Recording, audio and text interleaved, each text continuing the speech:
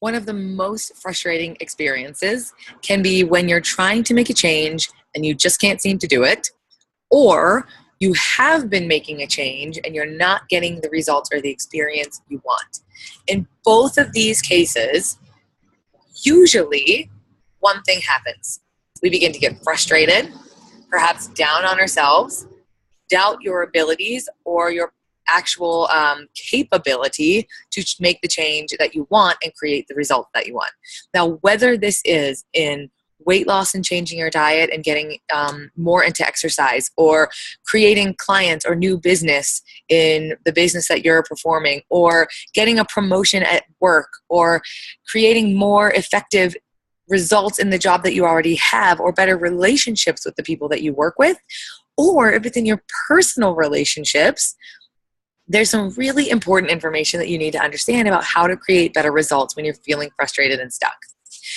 So what I want to share with you is something very, very simple. And it's going to be so simple that you might even resist it at first, but bear with me through the video because I think I'll have you on my side by the end. When you are trying to make a change or create anything, the language that you use is your most important tool to creating that change or those results. And I'm not just talking about the language that you use out loud, although that's a hugely important part of it. But I'm also talking about the language that you use when you write. I'm talking about the language primarily that you use in your head. Your mind, the nature of your mind is to wonder. In fact, your mind wants to wonder so much that it actually doesn't even care what it's saying as long as it gets to talk. Take about 30 seconds right now and I'll be quiet. I may not be quiet for 30 seconds, but we'll start with a couple seconds and just listen to your mind.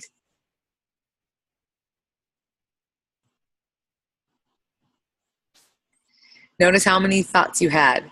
If we actually were waiting 30 seconds, you'd probably have around 50 to 54 thoughts because your brain generates 1.7 thoughts per second. Certainly, not all of those thoughts are relevant and important. Your mind just wants to wonder. Now, the other really important thing about this is that your brain works just like a Google search engine, okay? Your mind, we've heard this over and over, your brain is the most powerful computer on the planet. And it's just like a Google search engine. So if you ask your brain a question, just like you do a Google search bar, what does it do? It gives you an answer. It may give you 10, 20, 30, 40, 1,000 answers. But what doesn't it do? It doesn't say, Vanessa, when you ask me that question, you get really bummed out by the answer. So if you would maybe just ask it in a different way or ask a different question, you'd feel so much better throughout the day than you do when you ask, why am I such a lazy, blah, blah, blah. Why can't I lose weight? Or why can't I change my diet? Or why can't I stick to this goal that I set for myself this week? Your brain answers the question that you ask, literally. So if you ask yourself, why can't I just, let me think of an example. Why can't I just shoot the videos that I told myself I was going to shoot this week? If that's the question that you ask, your brain goes, because you're a lazy piece of shit. Because you never follow through on anything that you say you're going to do, because you have nothing good to say, because, and it goes on and on and on. And so you hear these answers and you're like, oh my gosh, yeah, that sucks. But at the same exact time, if I were to change the way I ask that question and say, what do I need to do to make sure that I get all the videos filmed this week that I want to?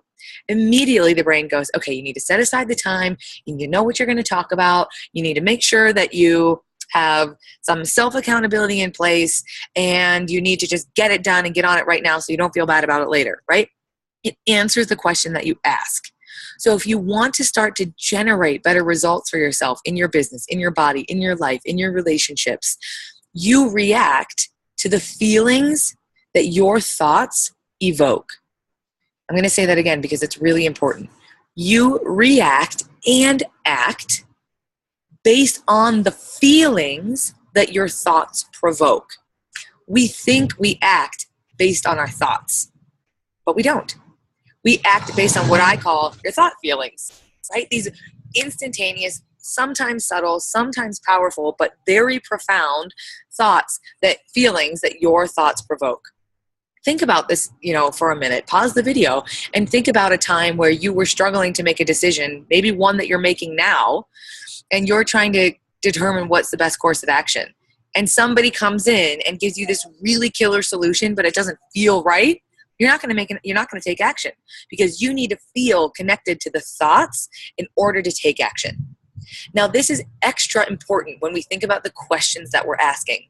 If you've been stuck to make any kind of a change in your job, in your life, in your productivity, in your weight, and you're feeling frustrated, that feeling of frustration is also likely going to generate a question that leads to more frustration. So if you're walking around all day saying, why can't I just get my shit together? Your brain is like, I know the answer, and I can come up with all this really great evidence to support it. And so then you're left there sitting thinking of all of the things and all of the evidence and all of the examples of times where you have failed to take action and be productive, and you're left feeling like crap. And then you act based on that crappy feeling, which is usually like to numb that feeling with eating crap or being lazy or just staying away from things that feel uncomfortable. Because when you feel like crap, you're not ready to lean into your edge and make change. So regardless of how many times you failed or how stuck you feel, if you want to create better results, you have to ask better questions. You have to ask better questions if you want to create better results.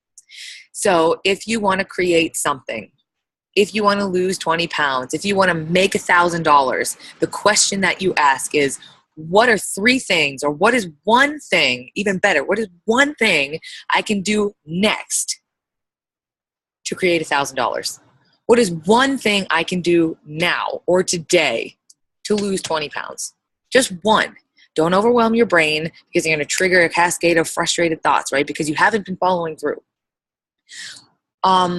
What needs to be true for me to get a promotion?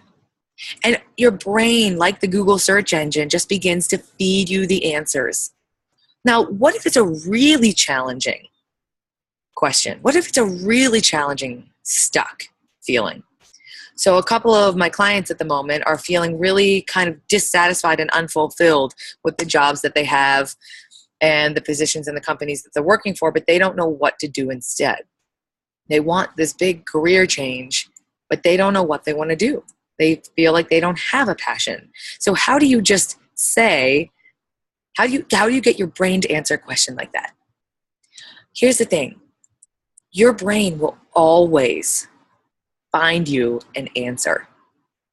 It never doesn't answer the question. Try that. Ask your brain a question and see if it can just return 0 results. It's not going to happen. But some of the questions that we ask aren't answered immediately. So if we ask a question like, what is my purpose? What is my passion? What am I passionate about? What do I want to create that will make me feel really fulfilled in life? What kind of job would allow me to wake up in the morning every day and feel inspired to get out of bed? Or another one, what if I, have failed my whole life to stick to anything, let alone a diet plan or an exercise plan? What do I need in order to be able to follow through in this way? You don't have to answer the question. You don't have to have the answer that kind of unlocks the door and the key that unlocks the door and opens to this new life today. But sometimes those really challenging questions are just questions that you simply repeat. In a workshop that I did just last week, that was actually about weight loss, but I shared with them, this is not actually about weight loss. Almost everybody in the room was over 50. And I said, if this were actually about weight loss, you would have created the solution a long time ago, because all you would have had to do was follow a diet plan and you would have been there. But if you're not able to stick to it, you've got to go deeper. So the question that I asked them is, what do you want so much for yourself, but you don't dare admit to yourself or say out loud?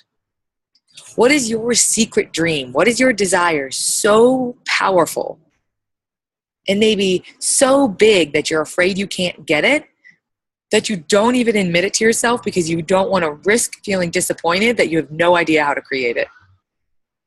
Most of the people in that room said, I have no idea. I said, I know, it's a really hard question. And I'm not asking you the question so that you write down an answer today.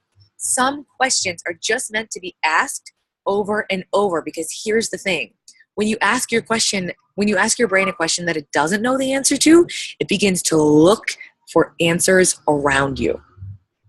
That's really important. When you ask your brain a question that it doesn't know the answer to, it begins to look for answers everywhere.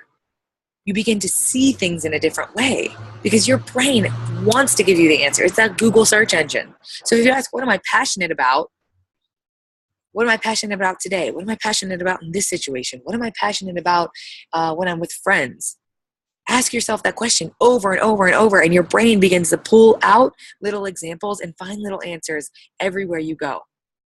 So when you begin to frame your thoughts in this way, when you begin to train your brain in this way, people talk about, financial fitness, physical fitness, emotional fitness. What about mental fitness? Because mentally fit people can create everything they want, anything and everything.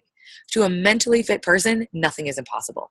But you've got to train your brain, because for years and years and years, these synapses have been firing over and over and over again in this different way that's like, oh, why can't I get my shit together? And your brain gives you all of these answers. So begin to ask questions in a different way. If you're feeling like crap, take a step back and say, what question am I asking myself that's creating these feelings? What question could I ask to feel better? What do I need to feel better right now? Give this a try. Think about something that you want, that you've been feeling extra frustrated and stuck on, and spend a couple of minutes asking yourself the question, what do I need to do to change this? You may have a little bit of resistance at first, like I said, because your brain has been firing these synapses in a different direction for possibly a lifetime. So there's going to be a little bit of mental resistance, just like when you try to pick up a weight that's a little heavier than what you're used to. But practice it for a couple of days, couple of minutes, and notice what changes. Share it with me below. Reach out if you're stuck. Share this video with a friend, and I'd love to hear from you. Thanks a lot.